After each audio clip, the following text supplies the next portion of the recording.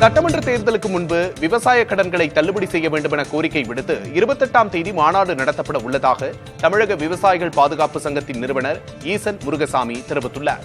இதுகுறித்து செய்தியாளர்களிடம் பேசிய அவர், பெரும் நிறுவனங்களின் 24 லட்சம் கோடி ரூபாய் கடன்களை கடந்த 15 ஆண்டுகளில் மத்திய அரசு தள்ளுபடி செய்துள்ளதை சுட்டிக்காட்டியுள்ளார்.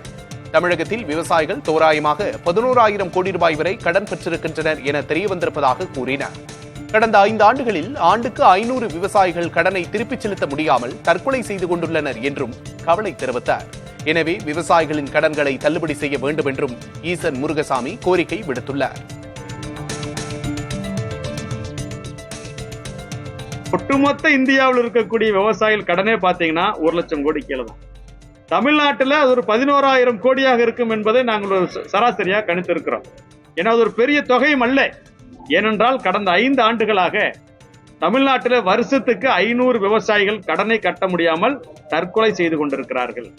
அப்ப விவசாயிகள் தற்கொலை தடுப்பதற்காக விவசாயிகள் மீண்டும் விவசாயம் செய்ய வேண்டுமானால் இந்த கடனில் இருந்து விவசாயிகள் மீள வேண்டும்.